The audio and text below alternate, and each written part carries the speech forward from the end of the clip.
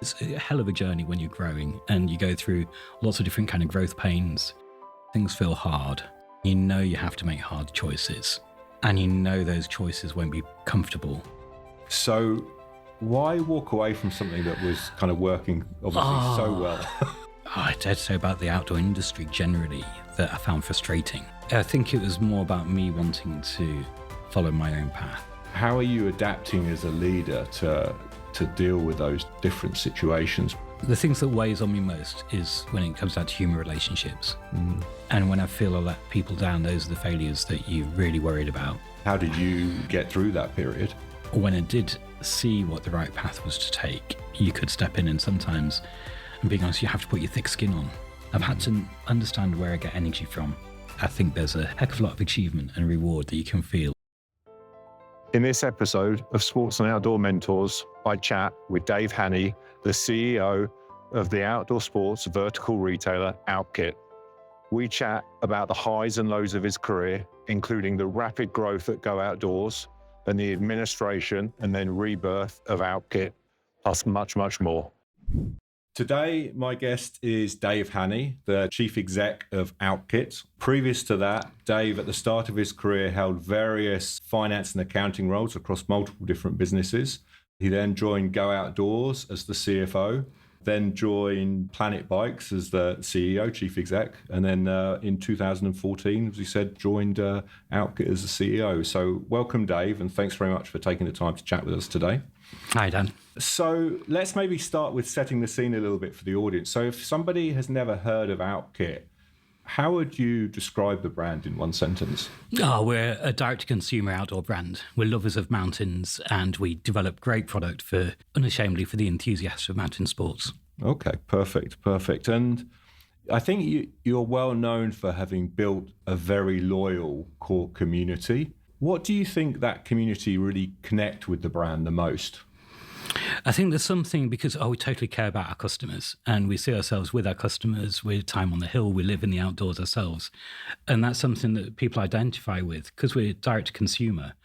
The customer touch point of being a product brand that takes products to customers directly is quite different and unique. There are more people doing it now, but for the performance technical brands, there aren't many direct to consumer brands. And that's something that we've established in one of the first of. Okay. All right. Great. Let's come back a little bit to Alpkit a little bit later. I just wanted to discuss briefly your kind of journey here. Yeah. So as I mentioned, you held various accounting and finance roles in different businesses from Ernst Young, obviously one of the big global consulting. I think they're more than just accounting these days, aren't they? They're consulting firms and then the BBC. Yeah. Thornton's, the chocolate retailer in the UK and several others. After Thornton's, you joined Go Outdoors. That's right. What was then a reasonably small outdoor business, and then during your tenure there became a much bigger business. But I'm interested, that step from Thornton's to Go, was that a conscious decision to join the outdoor industry, or was it more that it was coincidence somehow that it was just a great opportunity that came up, and when you were there, then you kind of fell in love with the outdoor industry? It was a joining together of my passion and my work. Prior to that, I was working with the BBC in London, and I moved to the Peak, a village in the Peak District when I was in my late 20s. Quit the BBC because I love being able to look out my window and see rocks in the morning. Geography is very important to us. And living in the Peak District, there's loads of places you can work. And I saw the job advertised as FD of Go Outdoors.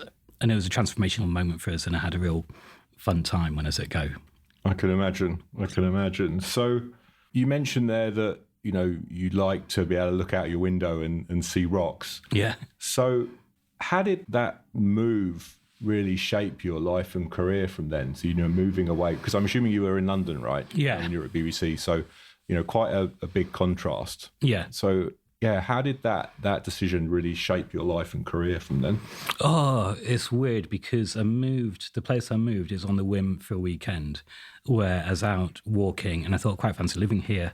And I found a place to rent on the Monday, moved in by the Friday. And if at that point I knew that I'd still be there like 30 years later, there's no way I would have moved there. But it was a time when you could just up sticks in a weekend and move. So, as a place, the outdoors is very important to us.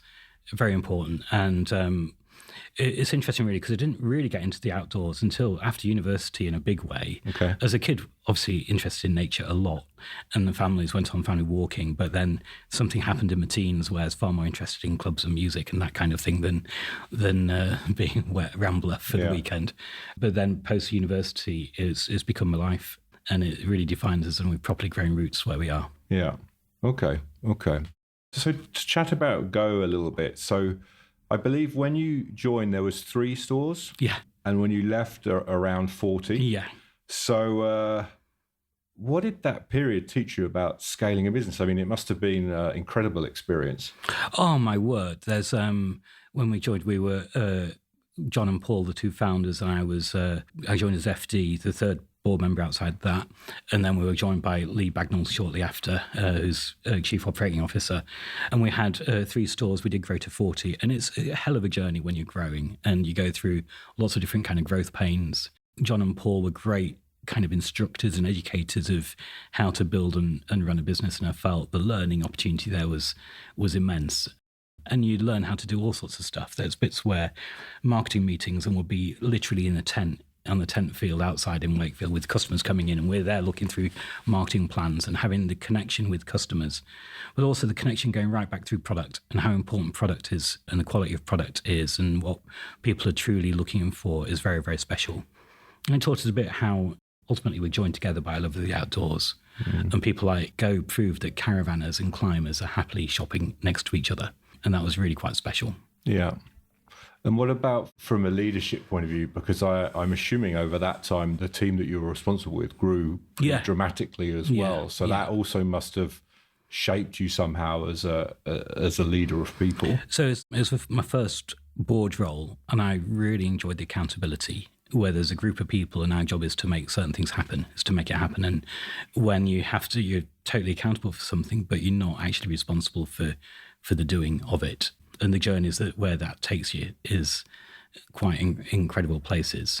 Mostly fun, not always fun, but mostly fun as you go across. So in terms of leadership, I mean, it's the thing I've developed is leadership is a bit of a craft.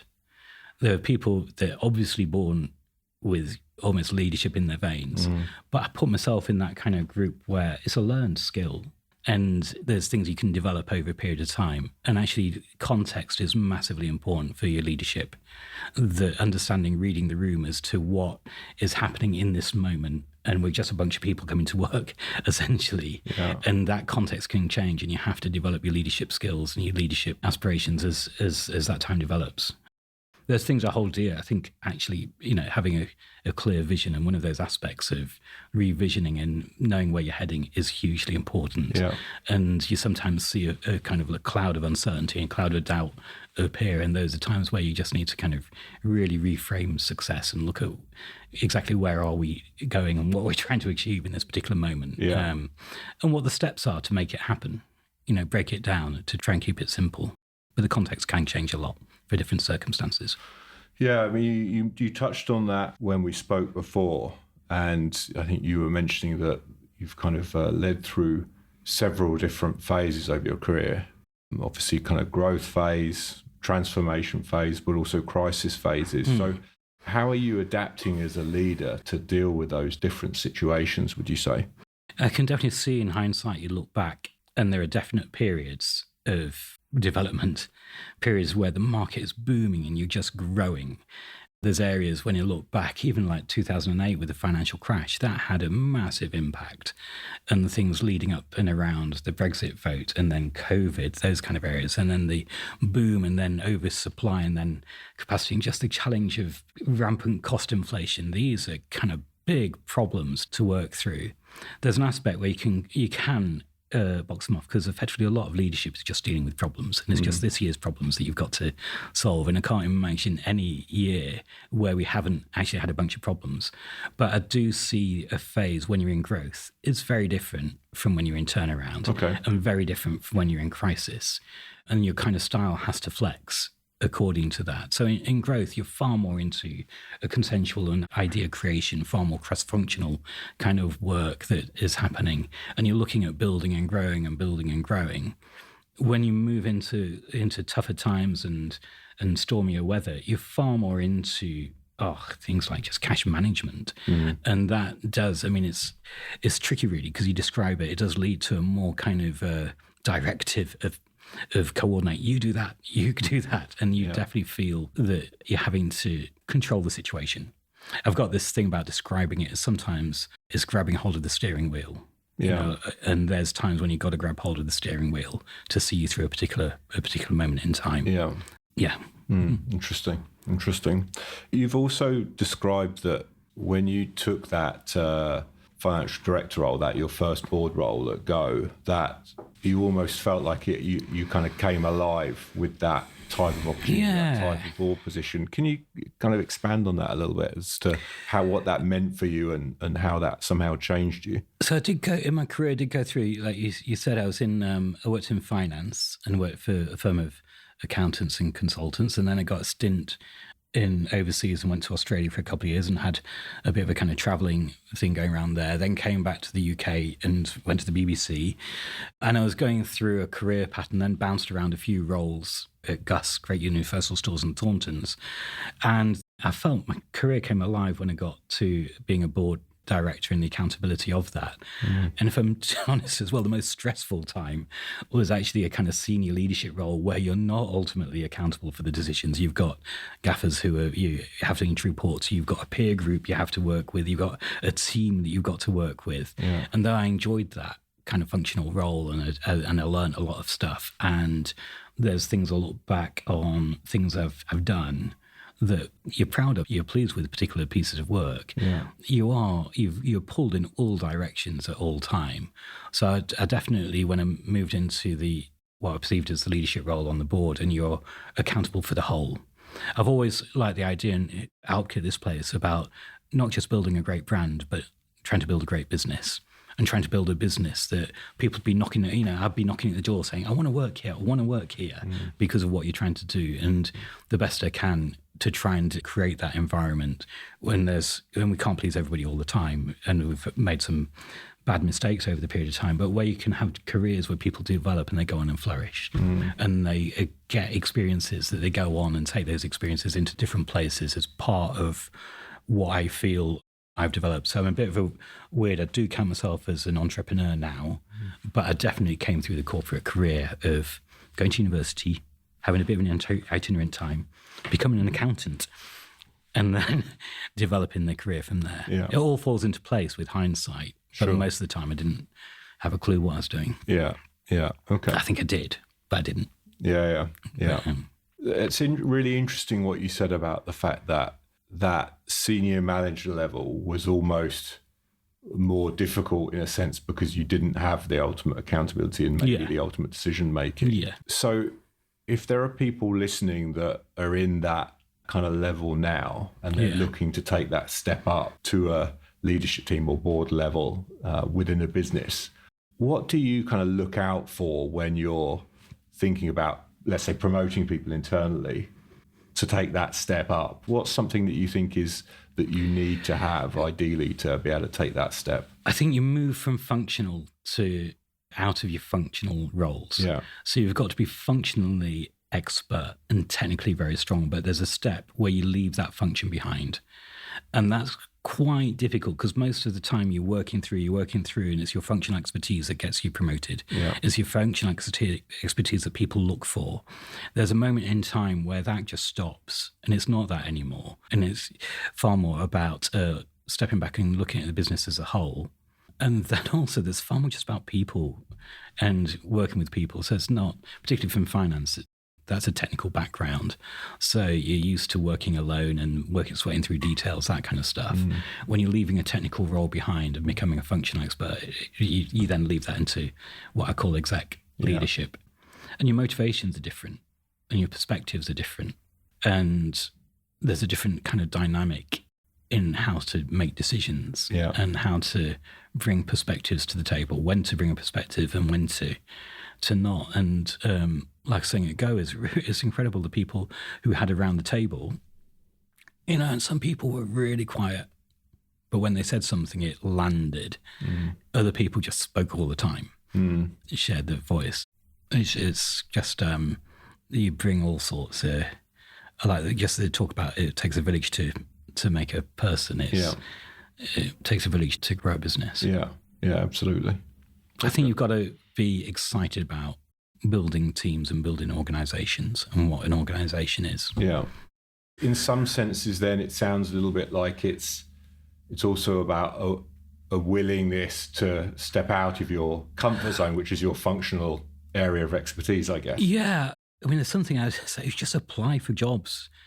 Go and talk to people. Throw your hat into the ring and have a conversation. Lean into it. If you want to become a director, then do it. Yeah. You don't often get kind of you have to open the door and push the door open. Yeah. You have to be. When I joined Go, I remember I was the least qualified person on the shortlist because I hadn't been a director before. I had certain experiences, and I remember the particular recruiter that period of time was going, "Oh, do you?" Wasn't quite sure whether I hit the spec or not, but effectively you have to try and open doors for that kind of thing. So I definitely have this thing about apply for it. And if you're feeling, so if I was chatting to friends about feeling constrained by a role, or you can get badged into a particular role, and that's one of the things that I think you need to watch out for, unless you're happy with that, playing that role for an extended period of time. I would not let yourself be constrained or limited by what a peer group wants your role to be, kind of thing. Yeah, absolutely. Absolutely. No, I think that's great advice. So you left Go, I think, where you've described before as kind of like a purple patch of your career.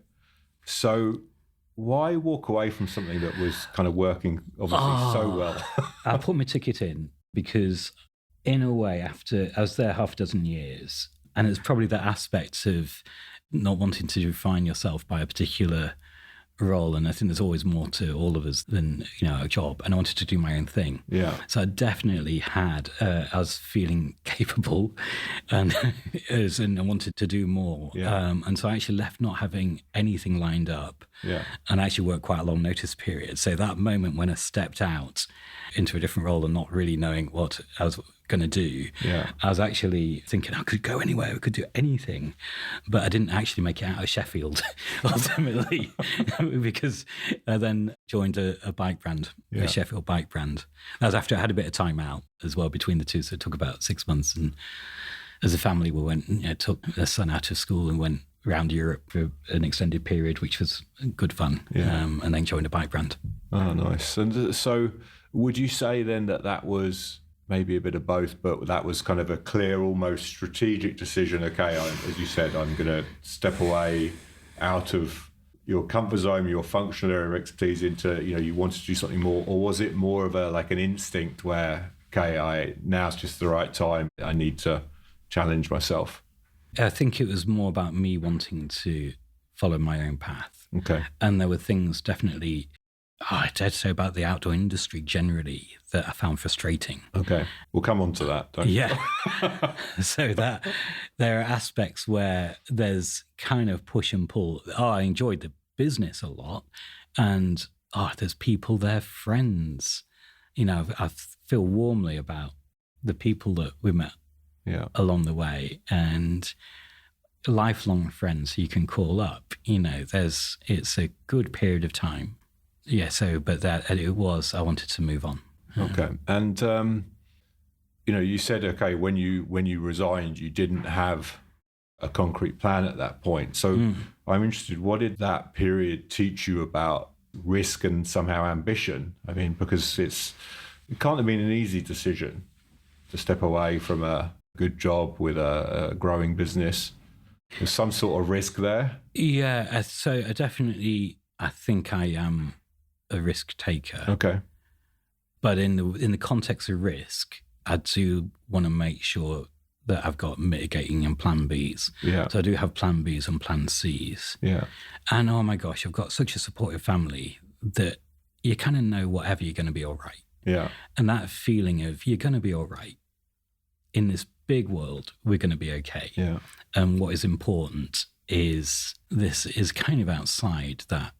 Work is work, and although I talk about it joining together my passion and my work, which is really, really positive, and means that I feel quite balanced in this place, what is truly, truly important is something completely different, which is far more about family and family relationship. Those are the things that I'd find really devastating if that didn't work out. Yeah. So the story of how you then joined Alpkit is quite unusual. I believe actually that you called the accountants to find out some information and thinking about investing or acquiring the business. So can you share a share of that story, please? So what I was doing when I wanted to do my own thing is I was obviously fearful of starting something from zero. And when I left Go and I started as shoe leather knocking on doors and things like that, there's a few people, like the private equity people we spoke to, said, I'll back you if you want to do something. Let us know what you're doing, that kind of thing. And so it was shoe leather of going around and approaching businesses that you liked and admired. And you actually felt you approached businesses about whether they wanted to sell kind of aspect. So I approached a few, and one of those was Alpkit. And how I'd do it was I would go to company's house, pull the accounts, find out who the accountant is, phone the accountants and say, I'm such and such, I'm interested in investing in this business. What do you think? And then the accountant would place the call. And then sometimes you'd catch up with people, sometimes you wouldn't, kind of aspect. And I met Nick, Cole, Kent and Jim, the original founders of Alpkit, in 2014. And there's an aspect where 12 years later, we've developed into something quite special. This had massive highs, incredible lows, and recently incredible lows.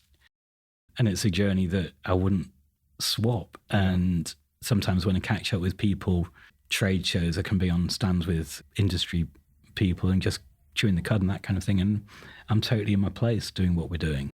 I think we've had an impact in certain areas. There's products that we've developed that are awesome, absolutely awesome. And you think about, how has this come about?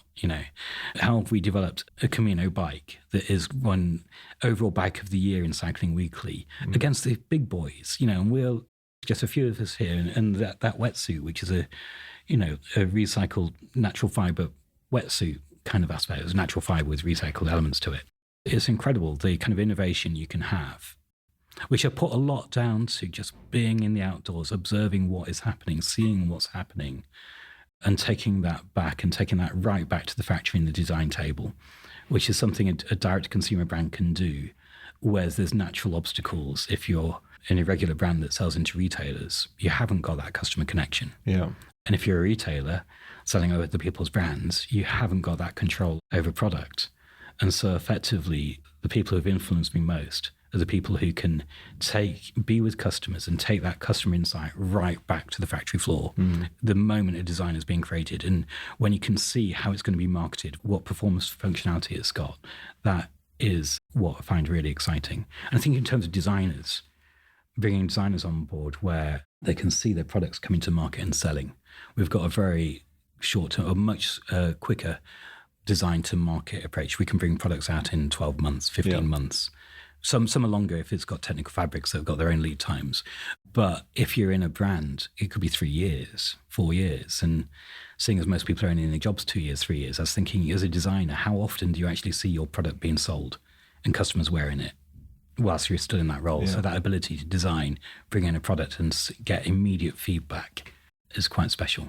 But so in those early days, maybe when you were doing your initial due diligence and then you met the original founders, what did you see in Alpkit at that time? Because obviously, as you said, it's in those 14 years, you've had a lot of highs, some lows, so it's evolved a lot. But what was that initial thing that you saw? There were key elements to the brand that was already in place, absolutely in place. And I think what I felt was there's an aspect where when I met all of us to begin with, and I had the combination of working in bike brand and working in the outdoors, particularly a brand like Go Outdoors where you're multi-activity. I felt I could see the enthusiast market really clearly, of how the enthusiast market is 20%, 15% of customers, but it's half the value in spend, higher price points. And at a time that the market was going down market and moving production for cents, but incredible volumes, that there's space for a performance technical brand that could design and create products that are on point. And I felt I could see from my experience with the bike brand, people come into our showroom that we had, and I knew they'd just been to go outdoors in Sheffield, CCC, by what they're wearing. So I knew, I could see the interaction. And I'm really proud of the way as a business, we have got a bike brand and an outdoor brand, which works internationally, but people struggle to do that in the UK. So what I saw was incredible design capability, incredible creativity. And I knew from go times, and I knew from the market what price points were, where there's volumes were strong enough, the cash profit was strong enough that you could make money and you could design really strong products. So I also knew the 250 products that mattered to the outdoor enthusiast. Yeah. And so we basically had a list of his top 250 products, and there's the four of us in the room. So if we make those top 250 products in those quantities, bearing in mind we're about 700 grand at that point, like we'll be taking 10 million quid and there'd be 40 people out there kind of, do you want to do it kind of thing. And we set off on this journey, and Nick and I got on a plane to Asia, and we started going around developing relationships with factories, having to get production factories and try and get slots. You had to try and convince world-class factories that we're in that it's worth their while to make small production runs for little Alpkit and what we're trying to do. And so those kind of initial hurdles are the ones it came from. And it really came together in 2016 when we were at the outdoor show in London, where we had a first collection which had a swimming wetsuit. And it's bonkers. We were the first brand in the UK to bring out an outdoor specific swimming wetsuit. And it's crazy now thinking about how wild swimming is such a thing. Yeah. The Alpkit, a camping brand, bought out the Lotic, which is a wetsuit dedicated for the outdoor swimmer, and the gravel bike, and some lightweight tents. And a 3-layer waterproof jacket was exceptional, lightweight waterproof jacket. And in the space of a 6x4 stand at Expo in London, it really sang together. And I thought, this is exciting. As a collection, this is exciting of how you can have apparel and equipment and bike and wetsuit. I was like a kid in a candy box. Yeah. Absolutely a kid in a candy box. And that's really what I wanted to have, the thing of a store that when you into a shop and you see a tent, in that moment, you're taken away somewhere else. And then you kind of look around and you see a wetsuit and you see a jacket, that kind of aspect, which is a very, very tight curated range. Yeah. But the products that matter to the outdoor enthusiast. You mentioned there about the fact that you somehow had a sense of identifying, let's say, trends or synergies between different activities, like you said, so the outdoors and wild swimming, the biking and outdoors, gravel biking, etc. But so what was it? How did you kind of identify these things? Was it instinct? Was it pure observation? Was it data or something else? Maybe a bit of everything. I think it's probably a bit of everything, but I just feel like going, look what people are doing. Yeah. Look at, so where I live in the peak, found a place where we are pretty much the last house before you get up onto Kinder coming out of Manchester. So my back gate goes onto the Kinder, the bridleway that goes up onto Kinder. So literally we've got people every day of the week running, riding, but it's also your friends. And we used to go to the lakes, and as a kid I'd be going and we'd talk about going camping, but I didn't mean I was going camping. And for sure we were camping, but I'd be riding my bike. Yeah. We'd be running. Yeah. I'm not much of a climber, so friends will be climbing, kind of aspect like that. And when you looked around a campsite, what we were doing, we had all sorts of stuff happening. Yeah. And I found it frustrating how the outdoor industry defined itself as hike, camp and climb. And for me, that's half the story. And you'd almost talk about the context of it being half the story. So how a whole ethos is stuff you put in the van to take to the Alps and things that work on Kinder. And if it works in British weather and it's something you want to take to the Alps, it can be in our range. Yeah. Kind of thing. It's interesting that, isn't it? Because that's quite UK unique, that quite clear separation between, like you said, what we would define as outdoors and then bikes and other outdoor activities. Whereas in Europe and the US, it's much more under one cohesive. Roof. Yeah. So why is that? What's your... I just saw it as a construct. Yeah. It's not real. And I think it's just because it happens to be in the UK, you've got such a balance between brands and retailers. It's a nice industry to work within because there's not a dominant brand. There's not really a dominant retailer. Yeah. And customers do love the brands for sure, kind of aspect. But it hasn't quite developed in the UK, and I can't explain why, because it does exist internationally. Yeah. in Europe, in the US, in Australia, you do get effectively these activities are joined together. Yeah. And it's even broader in the US, where you've got fishing and hunting is part of the outdoor psyche. I think it's more a quirk of the UK. So on one level, Alpkit's reason to exist is very much a UK-centric fascia, but the products we make travel exceptionally well internationally. Yeah. So things like our ultra lightweight camping gear, backpacking is international. And the level you're seeing right now, the increase in things like Santiago de Camino and Tour de Mont Blanc, those kind of activities where people are doing stuff where they may not naturally see themselves as an outdoor enthusiast, but will quite easily go on a 7-day walking holiday, staying in huts, walking 2,000-3,000 meter summits kind of thing. Yeah. So the outdoor market is changing. Yeah, absolutely. Absolutely. So I think you came into, you hinted on it earlier on, you came to Alpkit with quite strong views around the outdoor industry. And I think one frustration you had was around the classic seasonal model of the industry. Why did that bother you? Oh, there's an experience where I saw the seasonal model leads, which is for me it's a construct of an old industry where you would have big retail estates and stock flow coming into a DC. So twice a year you take a delivery. And the pace of that season was actually faster than the pace of the customer. Yeah. And the classic was, I remember we would be having a mountain equipment Changabang jacket. In those days, it'd be 300 quid and you'd be selling it 70% off, clear out for 70 quid. And customers got incredible bargains. But then the following week, we were taking a new delivery of the Changabang that you put back up to 300 quid. And I was thinking that, oh my word, you've got a situation where effectively the industry construct is meaning you have to charge more the initial price to sell out the cheaper bit at the bottom. So at that point, you've then got this train that you just have to keep on feeding a product coming through. Yeah. Whereas I was feeling, and the consequence is the fickle customer gets the deal, the loyal customer pays more than they should. And it did me head in, that kind of regularity of going through range presentations of seeing the same stuff that we're just discounting and selling on. So effectively, the seasonality that for the enthusiast market is far less seasonal than you'd expect. We're 50-50 waterproofs, spring, summer, autumn, winter, pretty much. Okay. Bikes are pretty much, I'm talking the bounds. Between 45-55, bikes are pretty seasonless. Yeah. Sleeping bags are pretty much seasonless. In terms of volumes, we can sell tents all year round to the enthusiast.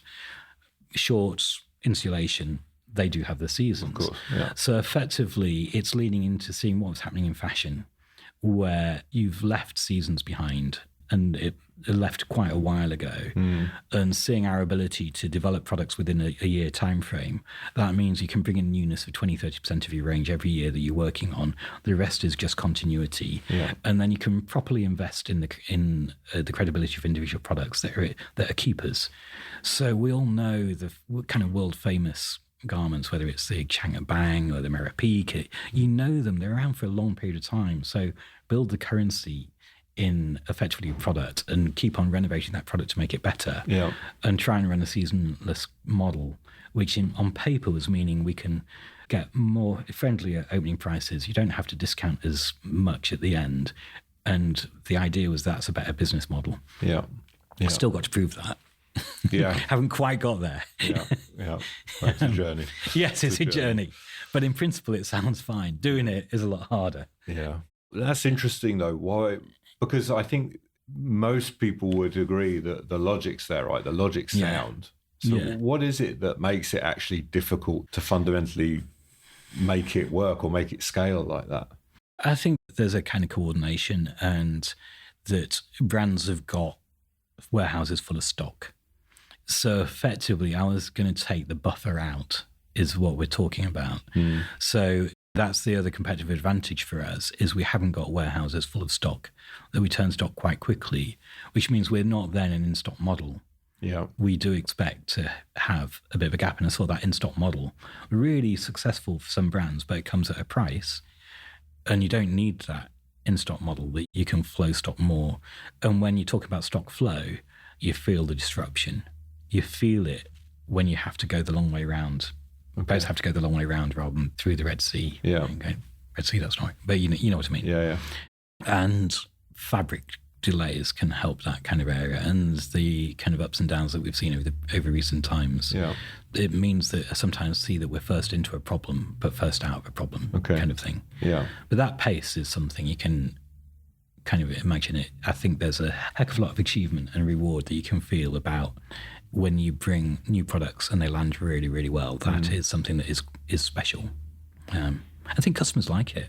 Yeah. They like to be able to give feedback. And, you know, I've literally met people on Kinder who've given us advice about a product, and then I don't know whether they've realised it, but then that comes into the next iteration. Yeah, that's great to be able to have that ability to really address consumer needs in a more time efficient way. Still, for the consumer, it probably feels like incredibly long, but it's slow. But yeah, and do product development properly, it takes time. Yeah, and absolutely. care. Even though talk about 12 months, you're taking a elapsed time out of the process. You're not actually spending less time on product. Yeah, absolutely. So I think another thing that's important for Alpkit is the community, and I believe you hold some events. I think you have kind of almost like an outdoor festival. You get over 1,000 people walking through. But that must take quite a different set of skills and resources and finances to operate that, let's say on top of the core business. Yeah. So why is that an important investment for you? Why is that important for the business? So one of the other aspects I felt, then bearing in mind this is 12, 15 years ago, was how, it sounds too critical of the outdoor, I really don't mean it as personally, but I just observed that the outdoor industry, there's so many people around the Peak District, so many brands around the Peak District. You can call it, we circle the Peak District. And as kind of employers, the outdoor industry in the UK and the Peak District is fantastic. You know, it's a significant employer in this area. But I felt that it was disconnected from outdoor activity providers and is disconnected from the national parks, the places that we work. Yeah. So I went to see the chief executive of Peak Park, and she'd never met anybody from a brand before. And you just think, gosh, how can it be that we don't have a dialogue with the places that we live and the other providers, and we're all reliant on the wild places that we have are there because of the benefits of time outside in nature. Yeah. And we're all in an industry serving those needs.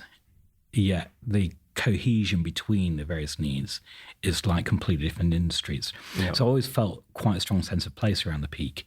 And when we were looking as a direct-to-consumer brand, I didn't want to be beholden to Instagram or Google for them to be a gatekeeper to us engaging with our customers. So when we opened a shop, I was thinking, oh my gosh, of course, let's have the guides. It can be a place where guides can put on events, and so it can be a place of events.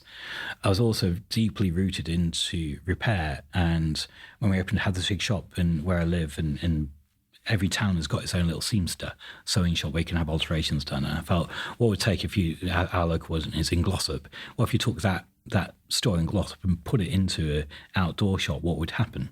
And you create activity and create a buzz. And so we do an awful lot of repair, in-store repairs.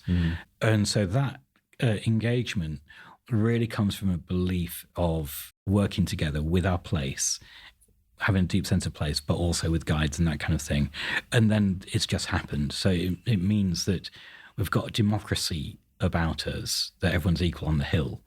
And that's a different approach to the conquering heroes of many brands. Yeah. So when a lot of brands are kind of a person pitted against nature, as though you defeat nature or you're in battle with nature. And there's a place for that. I totally recognise there's a place for that, and people do it beautifully, probably more successfully than us, but our place is different. I used to describe, and I use internally, this shot we have in Mount Everest where you've got all of the people going up to the summit and there's a queue. Yeah. And there's a bit internally where I use it figuratively, not literally, but I kind of say, look, that to a certain extent represents every single outdoor brand globally, all positioning for the place to be top of the mountain. And if you zoom out, where's Alpkit in that? And we're on a different peak somewhere else on our own, having a whale of a time, while other people are queuing to get to the high point. So recognizing a kind of engagement in nature can be literally stepping outside your back door. At this time of the year where we're just in springtime, so we're getting lighter evenings, and you can step out from a working day and you can, you just smell spring coming, Yeah. and it lifts you, and you relax. I stop clenching my fist, and it's wonderful. Those kind of moments, for me, are the moments that make up the outdoors, as well as the other stuff. We've all got that in us. And I think it's recognizing that is a point that customers have engaged in, that you can experience the outdoors and love the outdoors. There's a thing I've got going around in my head about the amateur, and the word of the amateur, that literal word, means for the love of it. And that's the origination. And I love championing the amateur for the love of it. It's a different stance, which is very Alpkit. Yeah. So we talked earlier on about the different approaches to leadership based on the context that you're working on. And I know obviously that recently the business has had to go through some restructuring. So how did you have to change yourself recently to adapt to that situation and context? How do you kind of reflect on that, and how did you get through that period? I think there's aspects of sometimes things feel hard, and you have to make hard choices, and you have to make hard choices, and those choices won't be comfortable. Yeah. And to a certain extent, that brings a bit of fear of that. And also the aspect I've recognized in myself is that when I've had to make those choices, they've ended up being remarkably easy. So what I feared about a particular choice, and what I recognized was the fear of my own uncertainty, that I didn't actually know what was the right path to take. Yeah. When I did see what the right path was to take, you could step in, and sometimes, and being honest, you have to put your thick skin on. Yeah, of course. You have to stand up, walk in. There's a tiny bit of advice that, I know who it was, Lee, said to us. It was years and years and years and years and years ago. This is Lee Bagnall. Yeah, and I was at Go Outdoors, and it was in the financial crash, and we were, I can say now, we're about to lose our banking with RBS. And I got a call from the bank, and I thought, God, that sounds serious. And so I thought, better get Paul, the chair, to come along, just in case it is serious. And thank goodness I did. And they literally said, and we understand now because of the RBS situation, they basically said, we want to shut your account, you need to get another bank. And that could have been catastrophic. And I remember being outside and Lee just saying something, hey, you're never going to walk into a bank again, and kind of savor that experience. So there's aspects where in a kind of a collection of experiences, you find an inner strength and resilience. I've had to understand where I get energy from, understand the kind of and loads of it is around people. Loads of it is around battling through strategic discussions, getting a problem out, putting the problem in the middle of the room, and then think, we've got to solve this problem. You don't personalize the problem, and try and figure the right way to resolve those. Yeah. Be comfortable with different views of, there's a tech where people say something, this is what I feel. You go, yep, you got that. That's a con. That's a reason we shouldn't do it. Yep, that's a pro. That's a reason we should do it. Rack those up to help make a decision. I try and communicate as well, because one of the aspects is, and I'm not always successful, is that you recognize that people might not know what hat you're wearing. Particularly when you're chief exec, they don't know whether are you coming from a concern you're worried about the finances? Are they coming from a concern that you're worried about customer experience and engagement? Or is it you've actually got a concern about product? Or is it the team that you're worried about the cultural aspects? And if you're not really sure, people don't double guess. I've got to say, and sometimes I actually say, with me finance hat on, or with me product hat on, or with my customer experience hat on, this is the way I'm thinking about this, to share a thought. So effectively signpost and try and share the why behind. That can massively, if you're feeling the pressure, I know all the team will be feeling the pressure. And that's where tensions can come in. Because if we're all feeling pressured and we're all in slightly different spaces, you've somehow got to be comfortable and find the kindness in that place, that it doesn't, we're all struggling with this to a certain extent. Sure. We're all trying to find the answers for particular problems. So that you just have to get that phrasing right.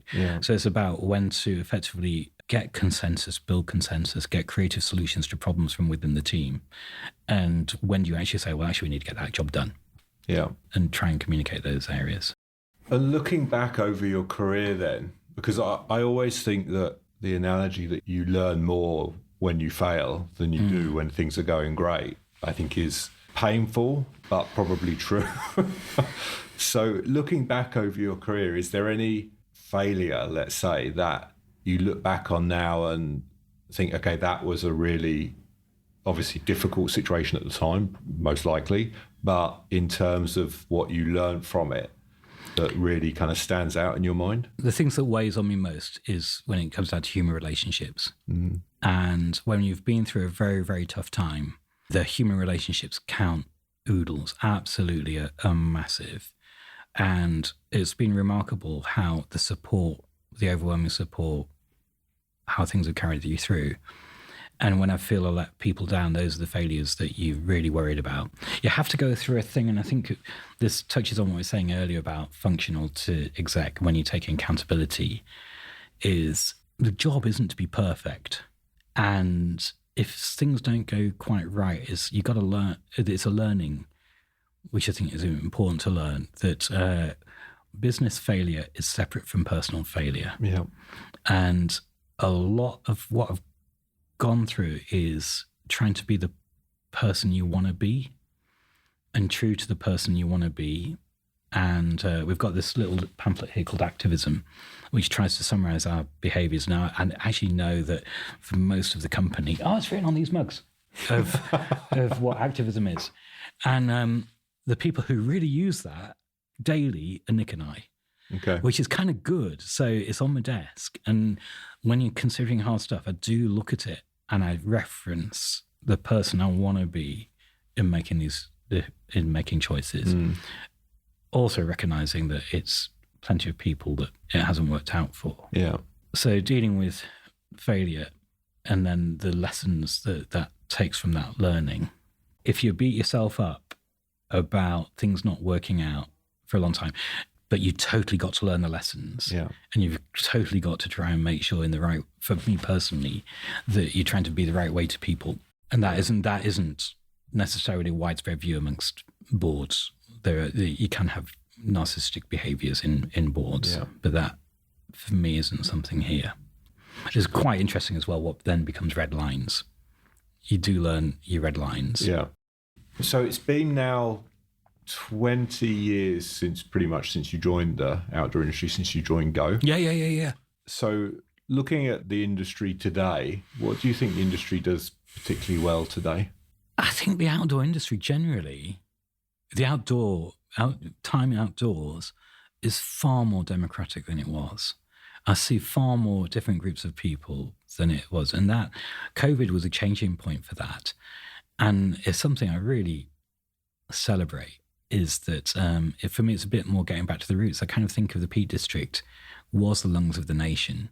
And when you had big industrial Manchester and big industrial Sheffield, this is where the working classes would go and find their time. And it's very, very special. And I feel that went through a period of being gentrified. Yeah. And I like that it's opening up a little bit more. Yeah.